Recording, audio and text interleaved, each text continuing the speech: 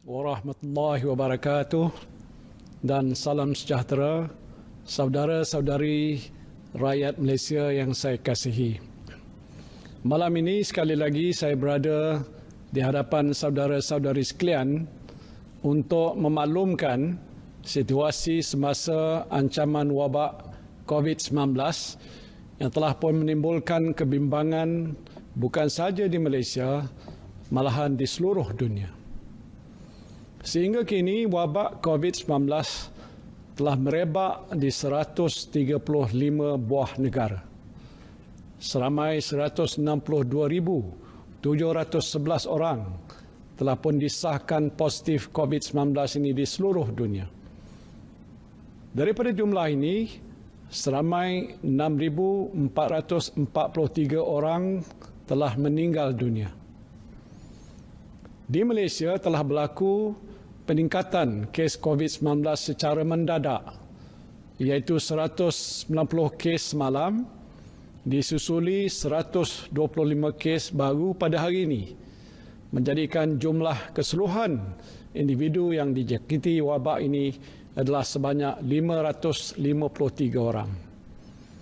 Daripada jumlah tersebut, seramai 511 orang sedang pun dirawat di hospital, manakala 42 orang telah pun pulih.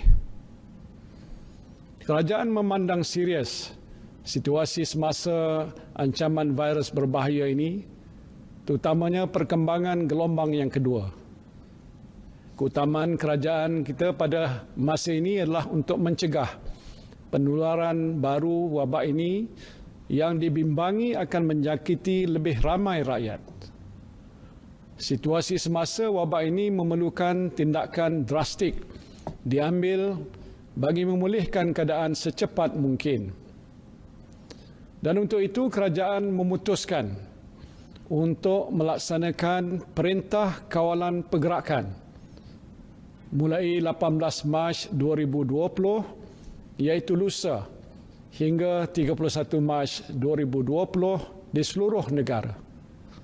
Perintah kawalan ini dibuat di bawah Akta Pencegahan dan Pengawalan Penyakit Berjangkit 1988 dan Akta Polis 1967. Perintah Kawalan Pergerakan ini meliputi pertamanya ialah larangan menyeluruh pergerakan dan perhimpunan ramai di seluruh negara, termasuklah aktiviti keagamaan, sukan, sosial dan juga budaya.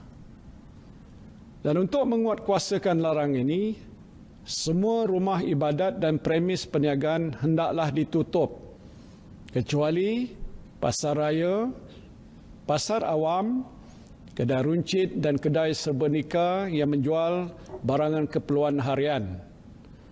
Khusus untuk umat Islam, penangguhan semua aktiviti keagamaan di masjid dan surau, termasuklah solat Jumaat adalah selaras dengan keputusan Mesyuarat Jawatankuasa Muzakarah Khas yang telah pun bersidang pada 15 Mac 2020.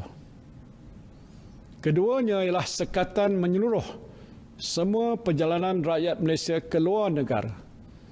Bagi yang baru pulang daripada luar negara, mereka dikandaki menjalani pemeriksaan kesihatan dan melakukan kuarantin secara sukarela atau dalam bahasa Inggerisnya self-quarantine selama 14 hari. Ketiga, sekatan kemasukan semua pelancong dan pelawat asing ke dalam negara. Keempat ialah penutupan semua taska, sekolah kerajaan dan swasta, termasuklah sekolah harian, sekolah berasrama penuh, sekolah antarabangsa, pusat tahfiz dan lain-lain institusi pendidikan rendah, menengah dan pra-universiti. Kelima ialah penutupan semua institusi pendidikan tinggi, IPT awam dan swasta, serta institut latihan kemahiran di seluruh negara. Dan keenam, penutupan semua premis kerajaan dan swasta, kecuali yang terlibat dengan perkhidmatan penting negara, ataupun essential services, iaitu air, elektrik, tenaga, telekomunikasi, pos, pengangkutan, pengairan, minyak, gas, bahan api, pelincir, penyiaran, keuangan, perbankan, kesihatan, farmasi, bomba, penjara, pelabuhan, lapangan terbang, keselamatan, pertahanan, pembersihan, peruncitan dan bekalan makanan. Saya sedar bahawa saudara dan saudari mungkin merasakan bahawa tindakan yang diambil oleh kerajaan ini menimbulkan kesulitan, kesukaran untuk saudara-saudari menjalani kehidupan seharian. Namun tindakan ini mesti diambil oleh kerajaan untuk membendung penularan wabak COVID-19 yang berkemungkinan meragut nyawa rakyat negara kita ini. Kita telah melihat peningkatan wabak COVID-19 secara mendadak daripada puluhan orang yang dijangkiti virus ini kepada ribuan orang dalam satu masa yang begitu singkat di beberapa buah negara lain. Sudah pasti saudara dan saudari tidak mahu keadaan yang sama berlaku di negara kita. Kita tidak boleh menunggu lebih lama sehingga keadaan menjadi lebih meruncing dan tindakan drastik perlu diambil dalam kadar yang segera untuk menyekat penularan wabak ini dengan cara menghadkan pergerakan orang ramai. Dan inilah satu-satunya cara untuk kita mengelakkan lebih ramai rakyat negara ini dijangkiti wabak yang boleh meragut nyawa. Saya harap saudara-saudari dapat bersabar menghadapi dugaan ini. Jangan panik, juga jangan rasa cemas dan sentiasalah bertenang. Saya percaya dengan langkah-langkah sekatan pergerakan yang dilaksanakan oleh kerajaan ini, kita mampu menyekat penularan wabak ini dalam masa yang terdekat. Kita telah melihat beberapa buah negara yang mengambil langkah yang agak drastik untuk mengawal penularan wabak ini seperti negara China yang telah menunjukkan penurunan mendadak kes-kes jangkitan COVID-19 ini. Saya juga ingin memberikan jaminan bahawa bekalan bahan-bahan makanan, keperluan harian dan juga penjagaan kesihatan termasuklah toping muka adalah mencukupi. Saya telah pun mengarahkan Kementerian Perdagangan Dalam Negeri dan Hal Ehwal Pengguna agar sentiasa memantau situasi bekalan makanan dan keperluan harian di pasaran di sepanjang tempoh Perintah Kawalan Pergerakan ini berkuat kuasa. Saya merayu kepada saudara dan saudari agar sentiasa mematuhi Perintah Kawalan Pergerakan ini.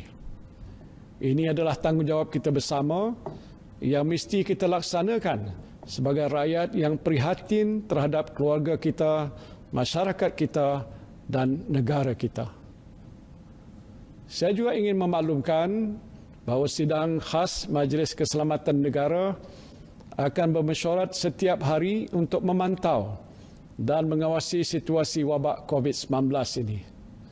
Saya sendiri akan mempromosikan mesyuarat ini dan juga memaklumkan kepada saudara-saudari perkembangan situasi wabak COVID-19 dari semasa ke semasa.